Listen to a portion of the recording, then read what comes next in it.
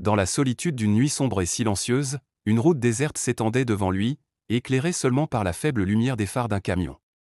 Le conducteur, un homme robuste nommé Carlos, ressentait le poids de la monotonie à chaque kilomètre parcouru. Bien qu'il fût habitué à voyager sur de longues distances, cette nuit avait une atmosphère différente. L'air était lourd, presque électrique, et il ne pouvait se débarrasser de la sensation qu'un événement extraordinaire était sur le point de se produire. Les ombres dansaient au bord de la route comme pour murmurer des secrets obscurs, mais Carlos ignorait les sentiments d'inquiétude qui l'envahissaient. Il se concentra sur la route devant lui et le paysage qu'il connaissait si bien. Cependant, ce qui allait se passer par la suite changerait à jamais sa vision des rencontres étranges et de la nature de l'inconnu. En approchant d'un virage, une petite lueur attira son attention. À mesure qu'il s'en rapprochait, la silhouette d'une femme surgit soudainement, vêtue entièrement de blanc. Sa robe longue et fluide semblait flotter autour d'elle, reflétant la faible lumière de la lune comme si elle était enveloppée d'une aura magique. Carlos sentit son cœur s'accélérer. La femme possédait une beauté éblouissante, ses longs cheveux noirs tombaient en douces vagues sur ses épaules, et ses yeux brillaient d'une intensité presque hypnotique. Le contraste entre l'obscurité de la nuit et la légèreté de sa robe faillit l'inciter à détourner le regard de façon impulsive. Mais il y avait quelque chose dans son regard, un mélange d'innocence et de mystère, qui le captive instantanément. Il hésita un instant, s'interrogeant sur l'opportunité de s'arrêter. Après quelques secondes qui semblèrent éternelles, il prit la décision de garer le camion à côté de la femme. En ouvrant la porte, une brise froide s'engouffra, apportant le doux parfum des fleurs sauvages qui poussaient quelque part au loin. « Avez-vous besoin d'aide » demanda-t-il, s'efforçant d'avoir l'air détendu malgré l'inquiétude qui montait en lui.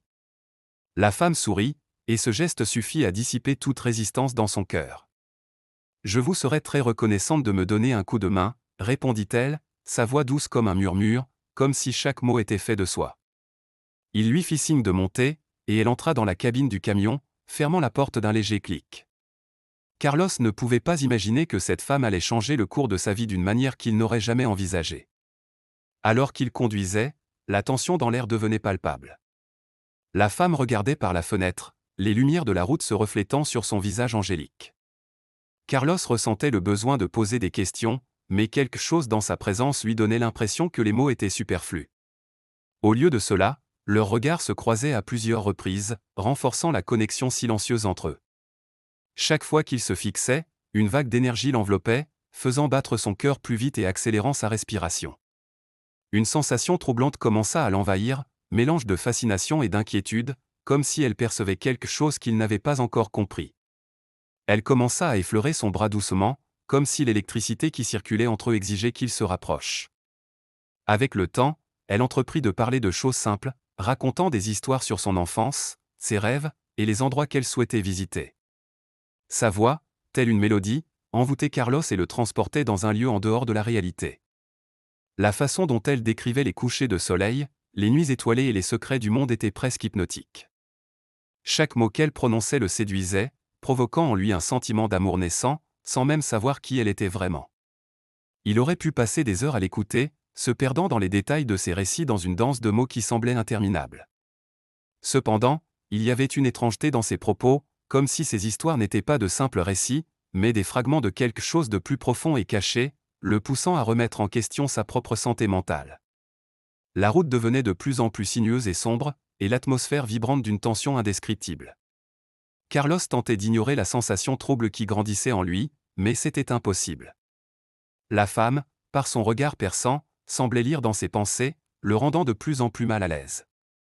La façon dont elle inclinait la tête, presque comme si elle l'encourageait à partager ses propres secrets, le mettait à nu. Il ressentit le besoin de détourner le regard, mais son envie d'en savoir plus sur elle était irrésistible.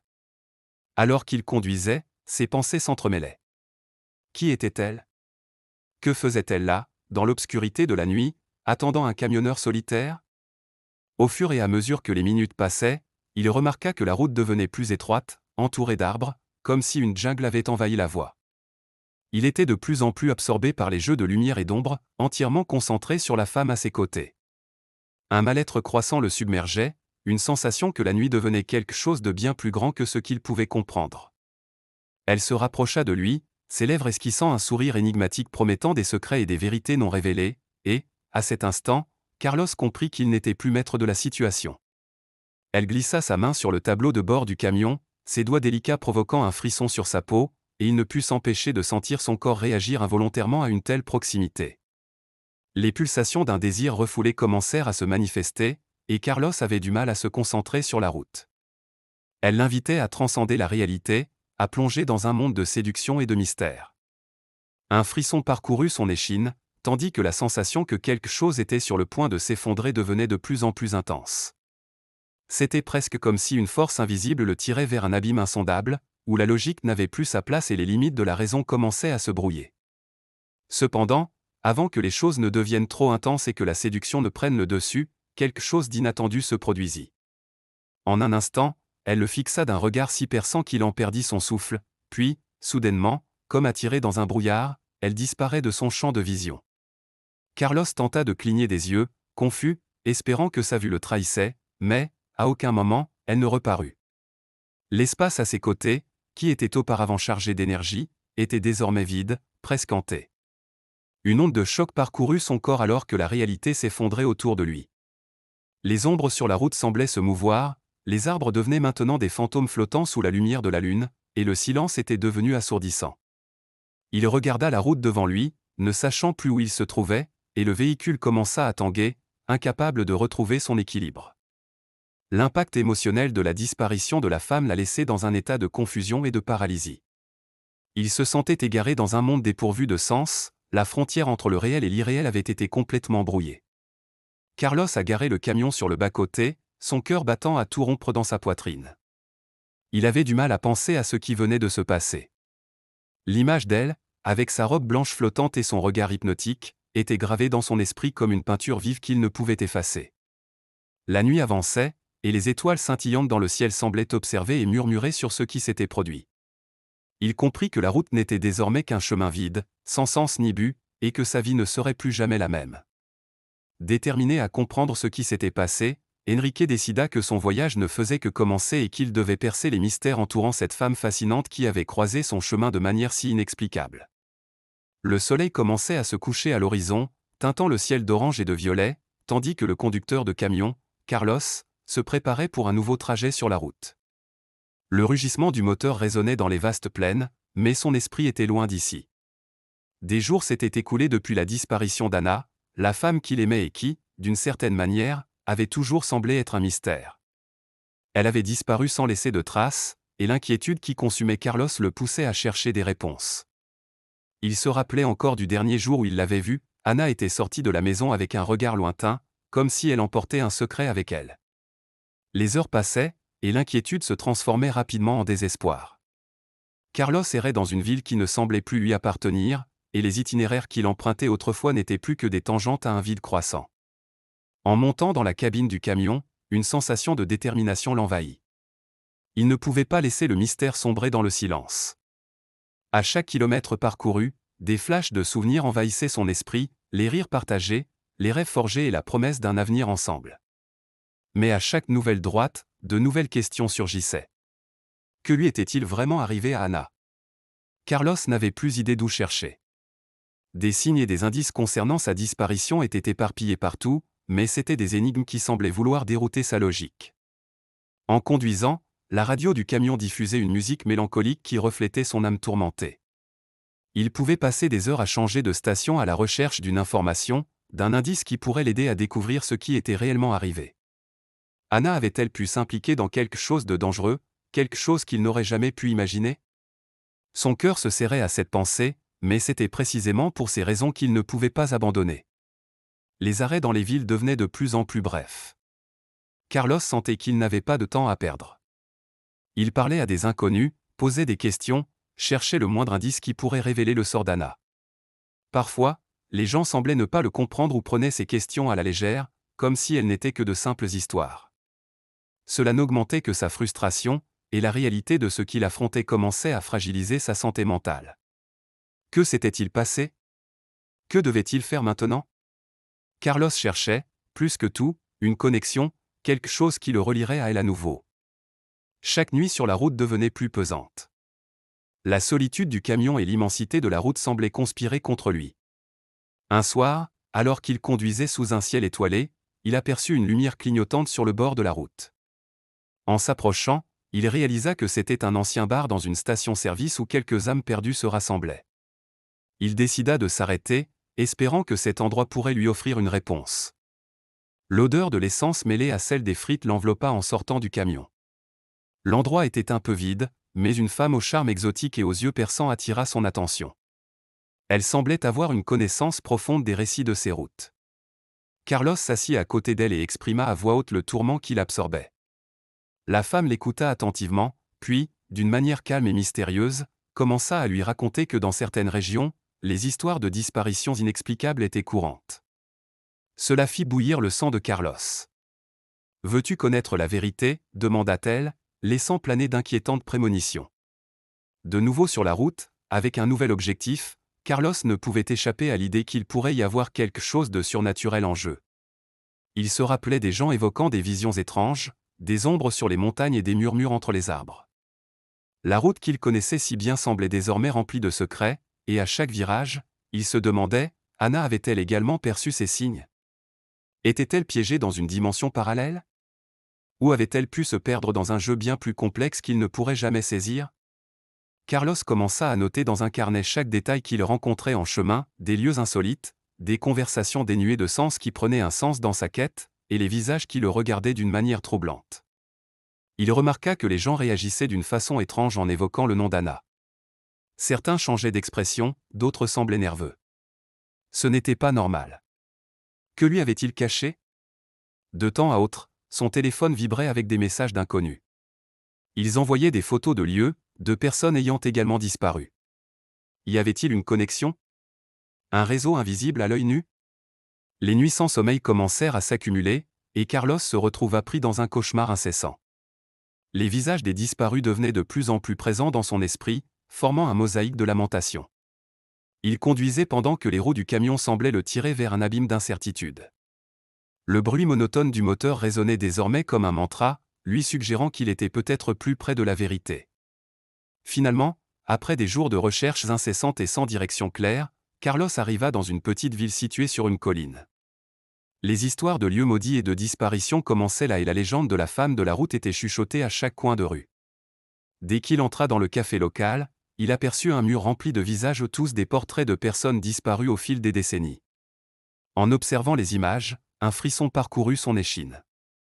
Il tomba nez à nez avec une photographie d'Anna. Elle était là, souriante, mais il y avait une lueur implorante dans ses yeux. En proie à la panique, Carlos interrogea le serveur. La réponse qu'il reçut ébranla ses fondations. Anna avait été vue pour la dernière fois dans cette ville, il y a quelques mois.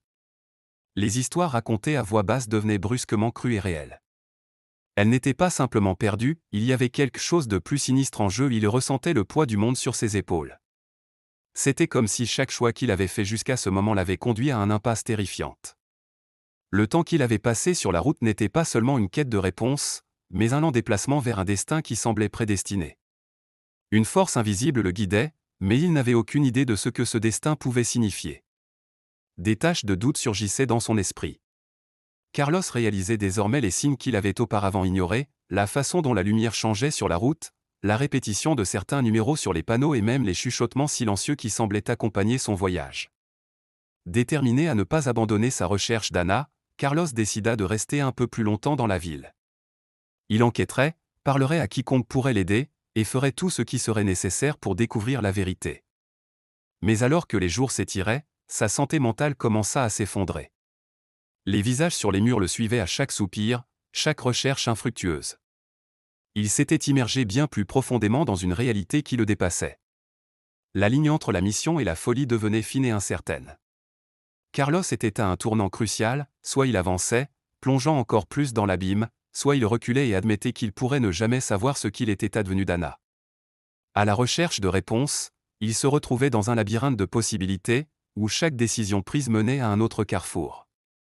Pendant ce temps, une étrange sensation qu'Anna était encore là, d'une manière ou d'une autre, commençait à s'installer dans son cœur.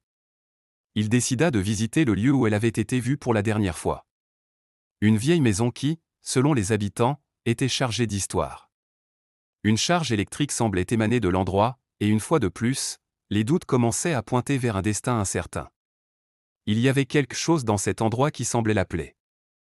Carlos pénétra dans la maison et, en parcourant les pièces poussiéreuses, une sensation de déjà-vu s'empara de lui. Les murs murmuraient des secrets qui étaient hors de sa portée, des échos d'une histoire qu'il n'avait pas encore réussi à comprendre. À chaque pièce explorée, la sensation qu'Anna aurait pu être là devenait plus intense. Un meuble en particulier attira son attention, une vieille boîte à musique. En l'ouvrant, une mélodie douce commença à jouer, et des images d'Anna dansant sous la lumière de la lune apparurent dans son esprit. En atteignant la boîte, il trouva une lettre écrite par Anna, pleine de désespoir et d'amour. Avec des larmes aux yeux, Carlos comprit qu'elle avait aussi ses doutes et ses peurs. La lettre le lia à elle d'une manière qu'il n'avait jamais imaginée. La connexion rouvrit ses blessures, mais apporta également de l'espoir. Il n'était pas seul dans cette quête. À partir de ce moment, il ne s'agissait plus seulement de découvrir ce qui s'était passé, mais de comprendre le parcours qu'Anna avait affronté. Le désespoir était désormais devenu un désir fervent de découvrir la vérité, non seulement pour lui, mais pour elle. Il ne pouvait pas laisser son histoire se terminer ainsi. Avec la lettre en main, Carlos décida qu'il était temps d'affronter ce qui se trouvait devant lui ou les vérités incompréhensibles qui habitaient la dépravation de la ville et les murmures des âmes perdues. Il s'apprêtait à découvrir que ce qu'il avait consumé était des questions plus grandes que lui-même. Anna pouvait ne pas être seulement perdue, mais à la recherche de quelque chose qui transcende les limites de la réalité. Et ainsi, la route devenait une ligne fine entre le conscient et l'inconscient, un chemin de révélation et de mystère à déchiffrer par lui. À chaque kilomètre parcouru, Carlos se sentait plus proche d'une réponse, mais aussi plus éloigné de la réalité qu'il connaissait. Il n'était plus le même homme parti au début. Le conducteur qui maintenant prenait soin du camion était une âme en quête de rédemption, un voyage d'autodécouverte. Les routes devenaient un reflet de son esprit, sombre, longue et sans fin. Mais à chaque tournant, il y avait aussi la promesse d'un nouveau départ. Un jour, il retrouverait Anna, un jour, il découvrirait la vérité cachée dans les âmes qui avaient croisé son chemin. Alors qu'il conduisait, le paysage autour de lui semblait changer. À certains moments, il remarquait des personnes dans des endroits isolés, le regardant avec des expressions indéchiffrables, comme si elles attendaient quelque chose, ou peut-être, quelqu'un. Des visions étranges de Clara se mêlaient à ces images. Que lui arrivait-il? Il devait comprendre comment tout cela était lié à ce qui s'était passé, et ce que, plus spécifiquement, signifiaient les signes qu'il entendait. Dans le divertissement du voyage, il traversa de petites villes où le temps semblait s'être arrêté. Les panneaux pouvaient ne rien indiquer, mais l'atmosphère était chargée d'histoires ou des légendes sur des femmes qui disparaissaient et réapparaissaient dans des circonstances mystérieuses. Un vieil homme dans l'un de ses arrêts, assis dans un rocking chair, parla d'un salon de mystère, aperçu par beaucoup, mais accessible uniquement à ceux qui cherchaient sincèrement la vérité.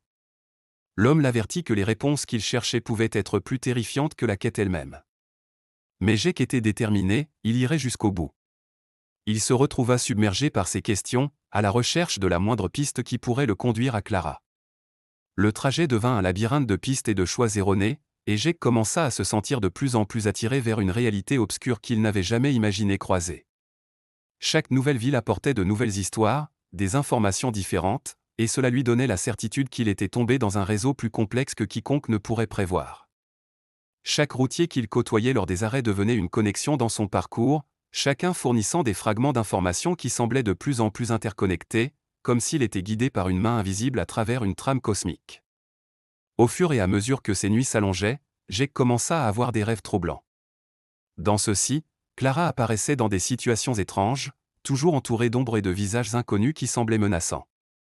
Parfois, elle murmurait son nom, comme si elle demandait de l'aide.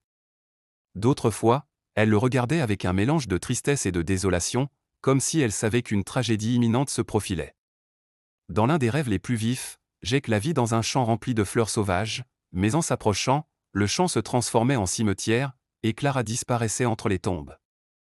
Lorsqu'il se réveilla, la sueur coulait sur son front, et il ressentait l'urgence d'agir. Avec l'adrénaline pulsant dans ses veines, Jake décida qu'il ne pouvait plus ignorer ce qui se passait. Il commença à rechercher davantage sur l'endroit où Clara avait disparu et se dirigea vers un bar local, dans une ville qui semblait plus grande que les précédentes.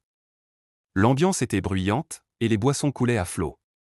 Il s'approcha du comptoir, où il entendit des murmures au sujet d'un commerce obscur d'informations, et trouva bientôt un homme qui prétendait en savoir quelque chose sur Clara.